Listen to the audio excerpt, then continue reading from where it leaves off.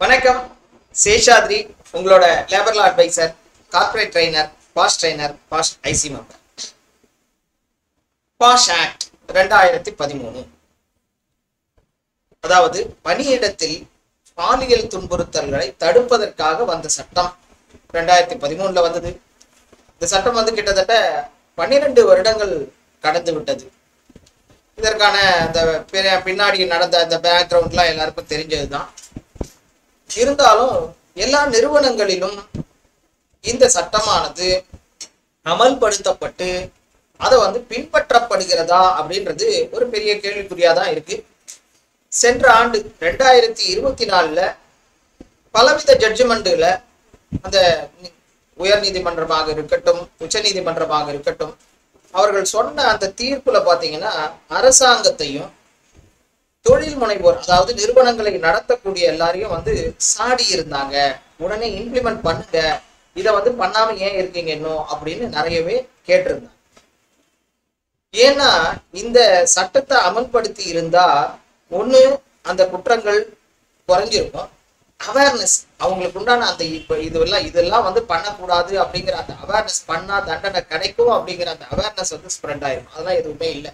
இன்னொன்னு, இந்த குற்றங்களை எப்படி விசாரிக்கணும் அப்படிங்கிற அந்த அவேர்னஸ், இன்டர்னல் கமிட்டின்னு சொல்றோம், அந்த கமிட்டியோட ரோல்ஸ் என்ன, இதெல்லாம் தெரியாம தான் இருக்கு. இன்னும் பல நிறுவனங்களில் இந்த சட்டமானது அமல்படுத்தப்படவில்லை அப்படிங்கிறது ஒரு கசப்பான உண்மை.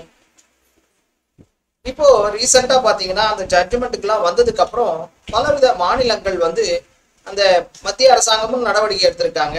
ஷீபாக்ஸ்ன்ற ஒரு போர்ட்டலை நிறுவி அதுல எல்லாருக்கும் காமனா இந்தியா ஃபுல்லா யாரும் ரிஜிஸ்டரும் பண்ணலாம் கம்ப்ளைண்ட்டை, நமக்கு என்ன நடந்திருக்குன்றதை நம்ம எம்ப்ளாயர்ஸும் பார்க்க முடியும் அப்படிங்கிற மாதிரி அந்த ஒரு மோட்டிவ்ல கொண்டு போறாங்க. ஆனுவல் ரிட்டர்ன்ஸா இருக்கட்டும், இன்டர்னல் கமிட்டியா இருக்கட்டும், அதுல ரிஜிஸ்டர் பண்ணி வைக்கணும் அப்படிங்கிறது. ஒரு 2-3 ஸ்டேட்ஸ் பார்த்தோம்னா அந்த ஷீபாக்ஸ் போர்ட்டல்ல ரிஜிஸ்ட்ரேஷனை மேண்டேட்ரி அப்படின்னு டெல்லி அறிவிச்சிருந்தாங்க. ராஜஸ்தான், மத்திய பிரதேஷ், இந்த மாதிரியான ஒரு ஸ்டேட்லாம் இந்த ஷீபாக்ஸ் போர்ட்டல்ல கண்டிப்பா எல்லா ஐசி மெம்பர்ஸ் யாருன்றதை ரெஜிஸ்டர் பண்ணணும் அப்படிங்கிறத தெரிவிச்சிருந்தாங்க.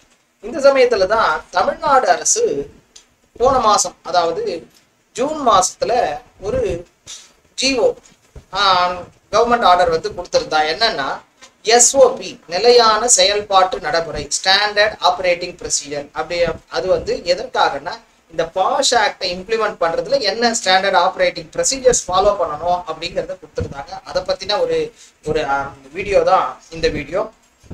என்னென்ன சொல்லப்பட்டிருந்ததுன்னு பார்க்கும்போது மேக்சிமம் பார்த்தீங்கன்னா அந்த ஆக்ட்ல சொன்னதையே தான் சொல்லியிருக்காங்க. எஸ்ஓபின்றது அதை பத்தின ஒரு என்னென்ன சொல்லியிருக்காங்க அப்படிங்கிறத பார்க்கும்போது முதல்ல இந்த சட்டத்துக்கு எங்கிருந்து ரைட்ஸ், இது பாஷ் ஆக்ட் வந்ததுனால வந்தது அப்படின்றத விட அதுக்கு முன்னாடியே நிறைய அரசியலமைப்பு சட்டத்துல அதுக்கு உண்டான இடங்கள் இருக்கு. ஈவன் ஃபேக்டரிஸ் ஆக்ட் எடுத்துட்டோம்னாலும் என்னென்ன நிறைய இடத்துல அந்த ஜெண்டர் ஃபீமேல எப்படி ட்ரீட் பண்ணணும், தனிமையா எப்படி அவங்களுக்கு ஸ்பெஷல் ப்ரொவிஷன்ஸை பத்திலாம் ஃபேக்டரிஸ் ஆக்ட்லயும் இருக்கு. அரசியலமைப்பு சட்டத்துல செக்ஷன் 14, 15 அந்த ஆர்டிகல்ஸ் 14, 15, 21 இந்த பிரிவெல்லாம் பாத்தீங்கன்னா ஒரு பணியிடம்ன்றது ஒரு பெண்ணோட அடிப்படை உரிமை. யார் வேணாலும் எங்க வேணாலும் ஒர்க் பண்ணலாம், எல்லாமே அவங்களுக்கும் உண்டு அப்படிங்கிற அந்த அடிப்படை உரிமையை பத்தி கான்ஸ்டிடியூஷன்லயே சொல்லப்பட்டு இருந்தது. அதை மென்ஷன் பண்ணியிருக்காங்க தமிழ்நாடு அரசு. பணியிடங்கள்ல இந்த துன்புறுத்தலுக்காக இந்த பாஷ் ஆக்ட் எப்படி வந்தது, இதுல எஸ்ஓபி மூலமா எப்படி திறம்பட எல்லாரும் இம்ப்ளிமெண்ட், அதாவது அமல்படுத்த முடியும் அப்படிங்கிறதுக்கு உண்டான இந்த வரைமுறையை நாங்க கொடுக்கிறோம் அப்படின்னு சொல்லியிருந்தாங்க. இதோட எய்ம், இலக்கு என்னன்னா குழப்பங்கள்லாம் எதுவும் இல்லாம ஒவ்வொரு பெண்ணும் இந்த பணியிடத்துல பாதுகாப்பாகவும் முழு அதிகாரம், எல்லாருக்குமே அதிகாரம் உண்டு, எங்கேயுமே ஒர்க் பண்றதுக்கு அந்த அதிகாரத்திலையும் உணரணும். அப்படிப்பட்ட ஒரு மாநிலம் தமிழ்நாடு மாறணும் அப்படிங்கிறது தான் இதுல சொல்லப்பட்டிருந்தது. அது அடுத்ததா அந்த எஸ்ஓபில சொல்லப்பட்டிருந்தது செக்ஷுவல் ஹராஸ்மெண்ட்னா என்ன அப்படிங்கிறத பத்தி ஒரு விளக்கம் அழகா கொடுத்திருந்தாங்க. இது செக்ஷன் 2 of N அந்த பாஷ் ஆக்ட்லயே சொல்லப்பட்ட அந்த சட்டத்தை அப்படியே ரீப்ரொடியூஸ் பண்ணியிருக்கு. எதெல்லாம் விரும்பத்தகாத செயல், ஒண்ணு அல்லது அதற்கு மேற்பட்டவையா இருக்கலாம், ஏதாவது ஒண்ணு நடந்திருக்கலாம், அதுக்கு மேற்பட்டவையா இருக்கலாம், உடல் ரீதியா இல்ல அத்துமீறல்கள், பாலியல் ரீதியான சலுகைகள், ஒரு ஃபேவரிட்டிசம் கேட்கறது, பாலியல் நோக்கம் கொண்ட கருத்துக்கள், அதாவது செக்ஷுவல் ஓரியன்டா ஒரு கருத்தெல்லாம் சொல்றது, ஆபாச படங்களை காமிக்கிறது, பாலியல் ரீதியான வேறு எந்த விரும்பத்தகாத உடல் பிசிக்கலா பண்ணலாம், வாய்மொழி மூலமா இல்ல செய்கை மூலமா எதா பண்ணாலும் இதெல்லாம் செக்ஷுவல் ஹராஸ்மெண்ட்ல வரும். மேலும் அதாவது ஃபேவர், உனக்கு இதை பண்ணா அதை பண்றேன் அப்படின்ற முன்னுரிமை அளிப்பதற்கு அப்படி மறைமுகமா வெளிப்படையா ஒரு வாக்குறுதி கொடுக்கறதும் அதுவும் வந்து செக்ஷுவல் ஹராஸ்மெண்ட் தான். பாதகமாக விளைவு செய்யப்படும் என்பதை நீ பண்ணலன்னா உன்னை இதே மாதிரி பண்ணிடுவேன் அப்படின்னு அச்சுறுத்தல் இருந்தா அதுவும் செக்ஷுவல் ஹராஸ்மெண்ட் தான். புண்படுத்த அல்லது விரோதமான பணி சூழலை உருவாக்கினாலும் அதுவும் செக்ஷுவல் ஹராஸ்மெண்ட் தான் அப்படிங்கிறத செக்ஷன் 2N கொடுத்தத எஸ்ஓபிலையும் மென்ஷன் பண்ணப்பட்டிருக்கு. ஒர்க் பிளேஸ் என்ன, அடுத்தது வந்து செக்ஷுவல் ஹராஸ்மெண்ட்னா என்ன, எந்த இடம் ஒர்க் பிளேஸ் அப்படிங்கிறத செக்ஷன் 2O அதுல வந்து ஆல்ரெடி க்ளோஸ் ஆக்ட்ல சொன்னதை அதை அப்படியே ரீப்ரொடியூஸ் பண்ணியிருக்காங்க. பணியிடம்ன்றது இது மட்டும் நம்ம ஒர்க் பண்ற ஸ்பேஸ் மட்டும் இல்லை, இது வந்து மெருசா உள்ளடக்கியது. அரசு துறையா இருக்கலாம், தனியார் நிறுவனமா இருக்கலாம், மருத்துவமனையா இருக்கலாம், கல்வி நிறுவனங்கள், விளையாட்டு, எல்லாருக்குமே இது அப்ளிகபிள். பணியின் போது ஊழியர் எந்த இடத்துக்காவது வெளியில போனாங்கன்னா அதுவும் வந்து என்ன ஆகும், ஒர்க் பிளேஸ்ன்ற டெஃபினேஷன்ல வந்துடும். வீடு, அதாவது பணியாளர்களுடைய வீடு கூட வந்து ஒர்க் பிளேஸ்ன்ற டெஃபினேஷன். ஏன்னா இந்த பணி சம்பந்தமா ஏதாவது ஹராஸ்மெண்ட் வீட்டுல இருக்கும்போது நடந்தாலும் அதுவும் பணியிடத்தில் நடந்ததாகவே கருதப்படும். முறைசாரா 10க்கும் குறைவான பணிபுரியவங்களுக்கு இந்த சட்டம் அமல்ல இருக்காது. ஆனா அவங்களுக்கு என்ன பண்ணணும்னா லோக்கல் கமிட்டி அப்படிங்கிற கவர்மெண்டால அப்பாயிண்ட் பண்ண கமிட்டி அவங்க வந்து அதெல்லாம் கேர் பண்ணிப்பாங்க. அது இல்லாம எல்லாமே ஆன்லைன்ல தளங்கள்ல பயன்படுத்தப்படும் அப்படிங்கிறத பத்தின ஒரு ஒர்க் பிளேஸ் டெஃபினேஷனை பத்தி இந்த எஸ்ஓபில குறிப்பிடப்பட்டிருக்கு. அடுத்ததா முக்கியமான ரோல், இதுல வந்து 3 முக்கியமான ரோல் இந்த சட்டத்துல சொல்றாங்க. அதை வந்து தமிழ்நாடு கவர்மெண்டோட எஸ்ஓபியும் சொல்றது. வேலை அளிப்பவர், எம்ப்ளாயர் யாரு, எம்ப்ளாயர்னா யாருன்னா நிறுவனத்தோட தலைவர், இல்லைன்னா வந்து மேனேஜர், மேற்பார்வை பார்க்கக்கூடிய ஒரு சூப்பர்வைசரா இருக்கலாம். யார் வந்து ஓவரால் கண்ட்ரோல் இருக்கோ அவங்க தான் வேலை அளிப்பவர். எம்ப்ளாயர் செக்ஷன் 2Gல சொல்லப்பட்டது. அடுத்ததான் எம்ப்ளாயி, ரொம்ப ரொம்ப முக்கியமான ஒரு டெஃபினேஷன். அதை வந்து செக்ஷன் 2Fல வந்து சொல்லியிருக்கு. அதை அப்படியே வந்து ரீப்ரொடியூஸ் பண்ணியிருக்கு தமிழ்நாடு கவர்மெண்ட். என்னன்னா பணியில் அமர்த்தப்பட்ட எல்லா எம்ப்ளாயியும் ஊழியர் தான். அது மட்டும் இல்லை, அவங்க வந்து டெம்பரவரியா இருக்கலாம், அடாப்டா இருக்கலாம், டெய்லி வேஜஸா இருக்கலாம், யார் இருந்தாலும் அவங்களும் பணியாளர்கள் தான். கான்ட்ராக்ட் எம்ப்ளாயிஸும் பணியாளர்கள் தான். வெளியில இருந்து வேற யாருன்னா உள்ள வந்தா கஸ்டமரோ சப்ளையரோ வந்து அவங்களும் இதுல வந்து ஊழியர்கள். இந்த சட்டத்துக்கு கீழே பாருங்க, ஊழியர்கள்ன்றது பிராடா யாருக்கு செக்ஷுவல் ஹராஸ்மெண்ட் இருந்தாலும் அதை வந்து இந்த சட்டம் நடவடிக்கை எடுக்கும். அக்ரீவ்டு விமன், பாதிக்கப்பட்ட பெண் அப்படிங்கிறது வயசு வித்தியாசம்லாம் இல்லை. எந்த வயசுல 60 வயசுல இருக்கிற விமன் எம்ப்ளாயி கூட செக்ஷுவல் ஹராஸ்மெண்ட் நடக்கலாம் அப்படிங்கிறதுக்காக எந்த வயதினராக இருந்தாலும் அது பணியில இருந்தாலும் இல்லாவிட்டாலும், அதனால சொன்னேன். அதாவது செக்ஷுவல் இது சப்ளையரோ இல்ல கஸ்டமரோ வந்தா வாடிக்கையாளர் பார்வை அவங்களுக்கு நடந்த துன்புறுத்தல் நடந்தாலும் அவர்களும் அந்த அக்ரீவ்டு விமன் அப்படிங்கிற அந்த டெஃபினேஷன்ல வருவாங்க அப்படிங்கிறத தமிழ்நாடு கவர்மெண்ட் தெரியப்படுத்திருக்காங்க. அடுத்ததா பார்த்தா இது முக்கியமான டெஃபினேஷன்ஸ் தெரிஞ்சுட்டு செக்ஷுவல் ஹராஸ்மெண்ட்டை 2 விதமா பார்க்கணும். ஒன்று வந்து ப்ரிவென்ஷன், அதுல எல்லாமே வந்து அந்த செக்ஷுவல் ஹராஸ்மெண்ட்டை நடக்காம இருக்கிறதுக்கு என்ன பண்ணணும் அதுதான் சட்டமும் சொல்றது. செக்ஷன் 19 பாஷ் ஆக்ட்ல அழகா சொல்லப்பட்டிருக்கு. ப்ரிவென்ஷன், எதெல்லாம் பண்ணா செக்ஷுவல் ஹராஸ்மெண்ட் நடக்காது. அடுத்ததா வந்து நடத்துது என்ன பண்ணணும். இது ரெண்டு விதமா பிரிக்கிறாங்க. நடக்காம இருக்க சூழலை அழகா உருவாக்கணும். அதாவது 0 டாலரன்ஸ், யாருமே சகிச்சுக்க மாட்டேன்னு சொன்னாவே எல்லாம் அதாவது பயத்தினால பண்ணாம இருப்பாங்க.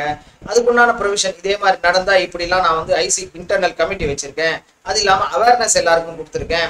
அதுக்கப்புறம் பாலியல் துன்புறுத்தல் வந்து ஒரு தவறான நடத்தை அப்படிங்கிற அந்த கருத்தை வந்து எல்லாருக்கும் வந்து தெரியப்படுத்தி அந்த அவேர்னஸை கிரியேட் பண்றது, பாதிக்கப்பட்ட பெண்ணுக்கு உதவுறது, அது இல்லாம நியாயமான விசாரணை, இப்படி எம்ப்ளாயர் வந்து செய்யக்கூடிய அந்த ப்ரிவென்ஷன் மெத்தட்ஸ் இதெல்லாம் வந்து எம்ப்ளாயர் செய்ய வேண்டிய கடமையாக கருதப்படுகிறது செக்ஷன் 19ல. சரி, நடந்ததுக்கு அப்புறம் என்ன பண்ணணும் அப்படின்னு பார்க்கும்போது இன்டர்னல் கமிட்டின்றது மிக முக்கியமானது. அந்த இன்டர்னல் கமிட்டி வந்து 2ஆ இருக்கு. ஒன்று வந்து இன்டர்னல் கமிட்டிங்கிறது அந்த கம்பெனில 10 நபர்களுக்கு மேல் இருந்தால், நபர்கள் தான் 10 பெண்கள் இல்ல 10 நபர்களுக்கு மேல் இருந்தால் அவங்க உள் புகார் குழு இன்டர்னல் கமிட்டியை அமைக்கணும். எங்க கவர்மெண்ட்ல 10 பேரே இல்லை, அப்ப என்ன பண்ணும், டிஸ்ட்ரிக்ட் கலெக்டர் வந்து அந்தந்த டிஸ்ட்ரிக்ட்ல உள்ளூர் புகார் லோக்கல் கமிட்டி அப்படிங்கிறத அமைப்பார். அதன் மூலமா நம்ம வந்து இந்த சட்டத்தை அமலுக்கு கொண்டு வர வேண்டும் அப்படிங்கிறதையும் தமிழ்நாடு கவர்மெண்ட் இந்த இடத்துல சொல்லியிருக்காங்க. அடுத்ததா பார்த்தோம்னா எப்படி அது இயங்கும் அப்படின்னு பார்க்கும்போது ப்ராசஸ்ல செக்ஷன் 19 பாஷ் ஆக்ட்ல சொன்னதை அப்படியே இங்க ரீப்ரொடியூஸ் பண்ணியிருக்கா. யாரெல்லாம் புகார் அளிக்கலாம், பாதிக்கப்பட்ட பெண், சட்டபூர்வமான வாரிசு, யார் வேணாலும் இருக்கலாம், ஆனா எழுத்துப்பூர்வமாக இருக்க வேண்டும் அப்படிங்கிற செக்ஷன் 9 அவ்வளவு அழகா சொல்றது. 3 மாசத்துக்குள்ள நடந்த சம்பவமா இருக்கணும். அந்த வந்து 3 மாசத்துக்கு மேலையும் போதுமான காரணம் இருந்தால், லாஸ்ட் மந்த் கூட ஒரு ஜட்ஜ்மெண்ட் வந்துருந்தது, அந்த கம்ப்ளைண்ட கொடுக்க முடியாம ஒருத்தர் யாரோ ப்ரிவென்ட் பண்றாரு, அப்படிப்பட்ட சமயத்துல 3 மாசத்துக்கு மேற்பட்டதாக இருந்தாலும் அந்த புகார் வந்து எடுத்துக்கொள்ளப்பட வேண்டும். ஆனா கண்டிப்பா எழுத்துப்பூர்வமா இருக்கணும் அப்படிங்கிறது ரொம்ப ரொம்ப முக்கியம். அதை வந்து செக்ஷன் 19ல சொன்னது அப்படியே தமிழ்நாடு கவர்மெண்ட்டும் சொல்லியிருக்காங்க. இந்த இடத்துல என்ன பண்ணோம், முதல்ல வந்து கம்ப்ளைண்ட் வந்துட்டு சமரசம், கன்சிலியேஷன், 2 பேருக்கும் பாதிக்கப்பட்ட பெண்ணே சொல்லிட்டா, சரி அவங்க ஒத்துட்டாங்க, சமரசமா போயிடலாம், இவருக்கு இந்த தண்டனையோ ஏதோ அப்படிங்கிற ஒரு 2 பேருக்குள்ள சமரசம் மூலமா தீர்த்து வைக்கிறது பார்க்கணும். அதுதான் செக்ஷன் 10 சொல்றது. அப்படி இல்லை, சமரசம் ஏற்பட வாய்ப்பு இல்லைன்னும் போது அப்ப என்ன பண்ண, ஒத்துக்கல அப்படின்னும் போது முறையான விசாரணை, ப்ராப்பரா விசாரணை பண்ணணும். அது அந்த நேரத்துல செக்ஷன் 12 பிரகாரம் இடைக்கால நிவாரணம், அந்த நபரை வந்து வேற செக்ஷனுக்கு டிரான்ஸ்ஃபர் பண்றது, அந்த மாதிரியான லீவ் கொடுத்து அனுப்புறதுக்கு இப்படி இருக்கலாம். அப்புறம் விசாரணை முடிஞ்சது, விசாரணை அறிக்கையை வந்து 90 நாளுக்குள்ள கொடுக்கணும். வேலை அளிப்பவர் என்ன பண்ணணும், அந்த எந்த ரிப்போர்ட் வந்ததோ அறிக்கை, விசாரணை அறிக்கை பிரகாரம் வேலை அளிப்பவர் நடவடிக்கை எடுக்கணும். யாருக்கு மேல குற்றமோ அவங்க மேல நடவடிக்கை எடுக்கணும் அப்படிங்கிறதும் சொல்லப்பட்டிருக்கு. செக்ஷன் 13ல வந்து நிரூபணம், அந்த குற்றம் வந்து நிரூபணம், சந்தேகத்துக்கு அப்பாற்பட்ட நிரூபணம் அல்ல, அது அப்படி கிடையாது. மாறாக நிகழ்தகவின் சாத்தியக்கூறு, ப்ராபபிலிட்டி அப்படிங்கிறது அப்படி இருந்தாவே அதுவே போதும்.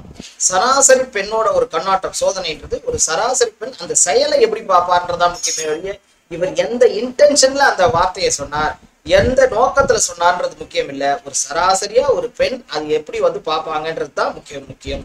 குற்றச்சாட்டு நிரூபிக்கப்படலன்னா என்ன பண்ணோம், எதுவும் இல்லை, எந்த நடவடிக்கையும் இல்லை. நிரூபிக்கப்பட்டுனா என்ன பண்ணோம், என்ன வந்து உங்களோட லோக்கல்ல இருக்கக்கூடிய அந்த நிறுவனத்தோட rules and regulations, maybe standing ஆர்டரா கூட இருக்கலாம், அது பிரகாரம் அதுக்குண்டான நடவடிக்கை எடுக்கப்பட வேண்டும். பாதிக்கப்பட்ட பெண்ணுக்கு இழப்பீடு கொடுக்கணும், மேபி எந்த விதமான இழப்பீடும் இருக்கலாம். குற்றவியல் சிவில் கோர்ட்ல கூட அடுத்தது நடவடிக்கை எடுக்கலாம் அப்படிங்கிறத செக்ஷன் 13 நமக்கு தெரியப்படுத்து. முக்கியமானது என்னன்னா, ஒரு புகாரை வந்து நிரூபிக்கவே முடியல அப்படிங்கிறது தவறான புகார் இல்லை. ஒரு புகார் கொடுத்தாங்க, அது நிரூபணம் ஆக முடியலன்னா தவறு இல்லை. ஆனா தெரிந்தே வேணும்னே ஒரு புகாரை வந்து இந்த பொய்யான புகாரை இது பண்ணா தெளிவான ஆதாரங்களோட முடிவு செஞ்சா மட்டும்தான் அவரோட நடவடிக்கை எடுக்க முடியுமே ஒழிய அதர்வைஸ் நடவடிக்கை எடுக்க முடியாது. தவறான சாட்சியம் அளித்தாலும் நடவடிக்கை எடுக்கலாம், ஆனா அதை வந்து என்கொயரி ப்ராசஸ்ல நம்ம என்ஷூர் பண்ணிக்கணும் அப்படிங்கிறத செக்ஷன் 14 வந்து கிளியரா கொடுக்கறது. அதை தான் தமிழ்நாடு கவர்மெண்ட்டும் ரீப்ரொடியூஸ் பண்ணியிருக்காங்க. கான்ஃபிடென்ஷியல் ரொம்ப ரொம்ப முக்கியம். இந்த சட்டத்திலேயே என்னன்னா, கான்ஃபிடென்ஷியல் சீக்ரெட்டா யாருமே வெளியில யாருக்கும் சொல்லக்கூடாது அப்படிங்கிறதையும் ஆனுவல் ரிப்போர்ட் செக்ஷன் 21ல சொல்லப்பட்டிருக்கு. அது வந்து ஒவ்வொரு வருஷமும் ஜனவரி 31ஆம் தேதிக்குள்ள கொடுக்கணும் அப்படிங்கிறதையும் இந்த தமிழ்நாடோட கவர்மெண்டோட SOPல குறிப்பிடப்பட்டிருக்கு அப்படிங்கிறது தெரியுது. அடுத்ததா பார்த்தோம்னா, எம்ப்ளாயர் நான் கம்ப்ளைண்ட்ஸ், இதை வந்து ஃபாலோ பண்ணலன்னா என்ன, ரொம்ப ரொம்ப முக்கியம். எல்லாரும் ஃபாலோ பண்ணோம் கோர்ட்ல இருந்து சொல்லிட்டு இருக்காங்க. ஃபாலோ பண்ணலன்னா என்ன பண்ணணும், முதல் முறையா ஃபர்ஸ்ட் தடவைனா 50,000, அதுக்கு அடுத்த தடவைனா ரெட்டிப்பு டபுள் ரேட் இருக்கும். அது இல்லாம உங்களோட லைசன்ஸையும் கேன்சல் பண்ண முடியும் அப்படிங்கிறது செக்ஷன் 26ல சொன்னது அப்படியே தமிழ்நாடு கவர்மெண்ட் ரீப்ரொடியூஸ் பண்ணியிருக்காங்க. இது சம்பந்தமான ஏதாவது தகவல்களோ இல்லை இன்டர்னல் கமிட்டி எப்படி ஃபார்ம் பண்றது, பாலிசி ஏதாவது எழுதணும்னா எப்படின்றது நீங்க என்னோட நம்பருக்கு தொடர்பு கொள்ளலாம். நாங்கள் உதவுறதுக்காக தயாராக இருக்கிறோம். நன்றி. மீண்டும் ஒரு டாபிக்ல உங்க எல்லாரையும் மீண்டும் சந்திக்கிறேன். தேங்க்யூ.